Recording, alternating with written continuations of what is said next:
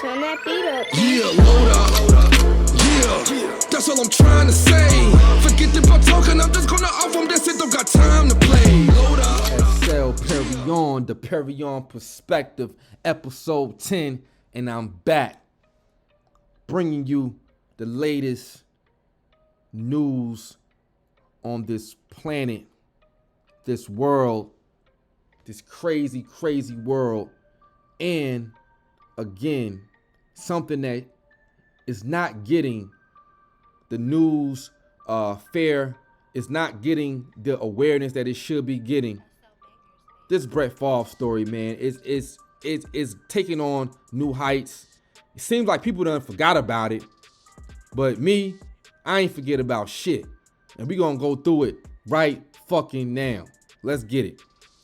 Mississippi auditor calls welfare scandal the largest public fraud case in the history of the state. I repeat, the largest public fraud case in the history of the state. Mississippi. All right. Mississippi auditor Shad White called the welfare scandal that has engulfed a number of former pro athletes the largest public fraud case in the history of the state. Wow, to say the least. NFL Hall of Famer Brett Favre came under fire after being linked to a case in which the state of Mississippi discovered more than $70 million in welfare funds were misused. Not 1 million, not 5 million, not 20 million, but 70 million. The former head of Mississippi's Department of Human Services, John Davis, pleaded guilty to fraud and conspiracy charges in September. Favre was tied into the case after approximately $4 million in funds went into building a volleyball center at his alma mater, the University of Southern Mississippi. Favre's daughter was a volleyball player at the school when it was built. White was a guest on the HBO show Real Sports with correspondent David Scott, where he commented on the scope of the investigation. What I can tell you is that this is the largest public fraud case in the history of the state of Mississippi, White said. Now let's stop it right here. Brett Favre basically stole $70 million of welfare funds to build a practice volleyball facility or center at his alma mater for his daughter, because his daughter is a volleyball player, right? This is a millionaire. Brett Favre is already a millionaire. That's still in millions, right? 70 million to be exact, okay? So just put that in perspective. From the welfare, right? The poorest people in Mississippi. Keep in mind, Mississippi is one of the, if not the poorest state in the union. Okay? So he's stealing from the poorest Americans in the country, right? Let's carry on.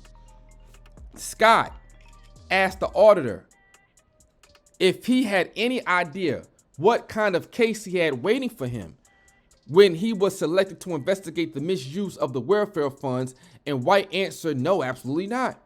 He also told Real Sports that more than $100 million of the welfare fund was misused by government officials who were helping their friends instead. This is not new. We all know government officials constantly look out for themselves.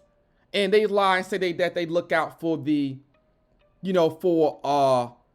citizens, but they're really looking out for themselves. We know this, right? The folks who are making the spending decisions were acting as if there were no consequences here. White added that there were no real rules around this money. They thought of this fund as not only their own fund to do what they wanted with, but they thought of it as a slush fund that no one was watching at all. So you got people that's misusing $70 million that could have helped poor people, poor Americans in the state of Mississippi, right? And they're taking this money and basically just doing whatever the hell they want to do with this damn money. It's disgusting. disgusting. White discovered that a Mississippi State Welfare Fund called TANF, the Temporary Assistance for Needy Families, gave $5 million to a project at the University of Southern Mississippi that Farve was in charge of, the volleyball building, right? So they just gave him $5 million, y'all. Gave him $5 million. It is clearly a volleyball court built at the time when Mr. Farve's daughter is there, White continued, and can't spend money on the poor, and can't spend money for the poor on something like that, right? A nonprofit executive, Nancy New, had a contract with the state's welfare agency to give funds for poverty relief.